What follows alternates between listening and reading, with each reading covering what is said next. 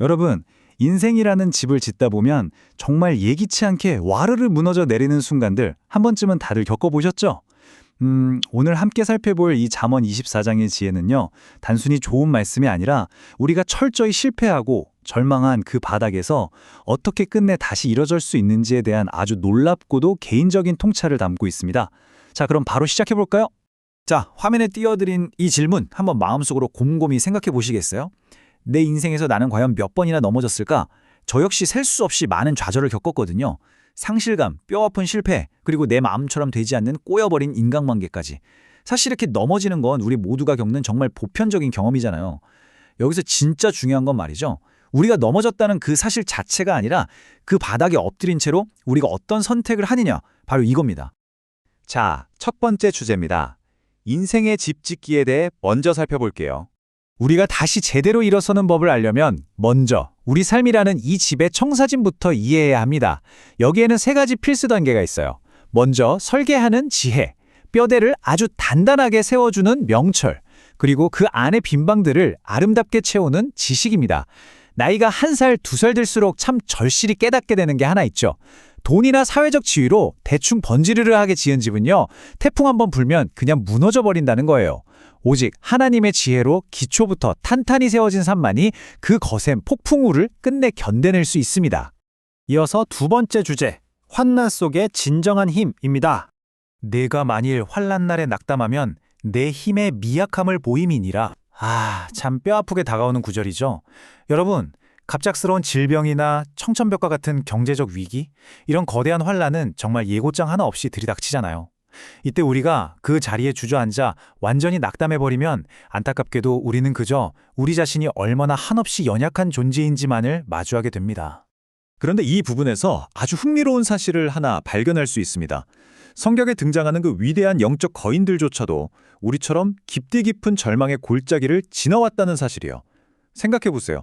그 대단한 모세도 깊이 낙심했었고요. 엘리야는 로뎀나무 아래서 아예 모든 걸 포기하려고 했죠. 다윗은 또 어떻습니까? 쫓기는 험난한 삶 속에서 정말 간절하게 자신을 지켜줄 방패를 구했습니다. 결국 진정한 힘이라는 건 내가 막 스스로 강해져서 나오는 게 아니에요.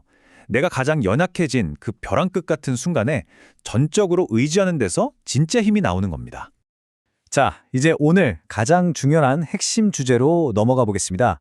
7번 넘어지고 다시 일어나기입니다. 대저의는 7번 넘어질지라도 다시 일어나려니와 개인적으로 저에게 정말 큰 위로가 되는 말씀인데요. 왜냐하면 이 구절이 이른바 의로운 삶이라는 게 결코 단 한 번도 실패하지 않는 완벽한 삶이 아니라는 걸 너무나 분명하게 말해주고 있거든요. 의인도 당연히 넘어집니다. 뼈아픈 실수도 하고 엄청난 고난도 겪죠. 하지만 의인에게는 다시 일어나는 끈질긴 회복력이 있습니다. 왜일까요? 바로 하나님이 그 손을 아주 꽉 붙잡고 계시기 때문입니다. 여기서 숫자 7은요, 그냥 산술적으로 딱 7번 넘어진다 이런 문자적인 의미가 전혀 아닙니다. 이 숫자는 우리 삶의 반복적이고 아주 끈질기게 찾아오는 고난을 상징해요. 그리고 동시에 그럼에도 불구하고 끝끝내 견뎌내서 기었고 다시 일어서고야만은 그 지독한 회복력을 완벽하게 상징하는 숫자입니다. 지금 이 순간, 지난 50년 아니면 그 이상의 세월을 한번 가만히 되돌아보시겠어요? 화면에 보이는 이런 좌절들 참 남일 같지 않으시죠? 믿었던 사업이 무너져서 밤새 눈물 흘렸던 시간들, 갑자기 찾아온 건강 문제로 덜컥 겁이 났던 그 서늘한 순간들 말이에요. 그런데 여러분, 놀라운 건 우리가 그 숱한 넘어짐과 깨짐 속에서도 결국 살아남았다는 겁니다. 언 땅을 뚫고 나오는 봄의 새싹처럼 우리는 보란듯이 다시 일어나서 지금 이렇게 이 자리에 함께하고 있잖아요. 그것이 바로 우리 안에 있는 위대한 회복력입니다. 그래서 이 부분에서 우리가 꼭 짚고 넘어가야 할 핵심은 바로 이 두 가지 운명의 극명한 대조입니다. 의인은 수없이 넘어지더라도 시편 37편의 말씀처럼 결국 다시 일어납니다. 여호와께서 친히 그 손으로 붙으시기 때문이죠. 하지만 반대로 악인은 어떨까요? 작은 재앙 앞에서도 기초가 없으니 그만 와르르 완전히 무너져 내리고 맙니다. 지금 우리에게 가장 필요한 건 나는 비록 엎드러질지라도 기필코 다시 일어날 것이다 라고 선포했던 선지자 미가의 그 결연한 의지, 바로 그것 아닐까요? 자, 그런데 여기서 아주 뜻밖의 반전이 하나 등장합니다. 바로 겸손에 대한 엄중한 경고인데요. 솔직히 나를 그토록 괴롭히던 원수가 넘어지면 속으로 쾌재를 부르기 참 쉽잖아요. 하지만 우리는 그들의 실패를 절대 기뻐해서는 안 됩니다. 왜냐하면 우리가 그렇게 속으로 교만해하는 마음을 하나님이 다 보시거든요. 그리고 자칫하면 그 원수를 향했던 진노를 거두실 수도 있다는 겁니다. 생각해 보세요. 우리가 다시 일어설 수 있었던 것도 전적인 은혜였잖아요. 그렇다면 우리는 타인의 넘어짐 앞에서도 마땅히 끝까지 겸손해야만 합니다. 네 번째 주제, 분위기를 조금 바꿔서 지혜의 송이꿀에 대해 이야기해 보겠습니다. 지혜는 우리 영혼에 마치 달콤한 꿀과도 같습니다. 참 재밌는 사실이 하나 있는데요.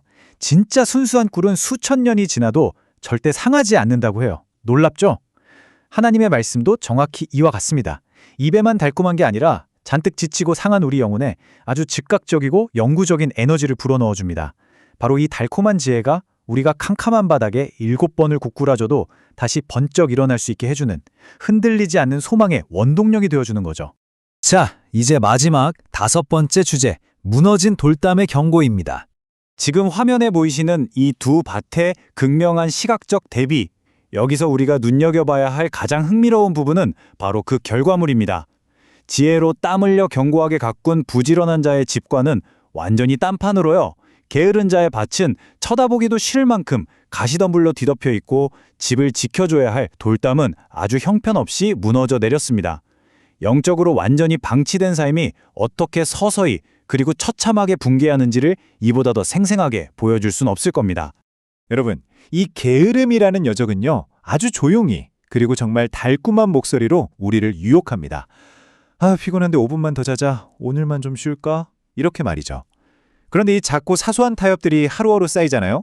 그럼 어느 순간 빈궁이 무자비한 강도처럼 우리 삶에 들이닥치고 가난이 완전 무장한 군사처럼 우리의 목을 조여옵니다. 신앙생활이든 우리의 일상생활이든 이 나태함이야말로 영적인 가난과 육적인 빈곤을 한꺼번에 몰고 오는 가장 치명적이고 무서운 덫이라는 사실 꼭 기억하셨으면 좋겠습니다. 자, 오늘 함께 나눈 이 놀라운 지혜의 여정을 이제 마무리할 시간입니다.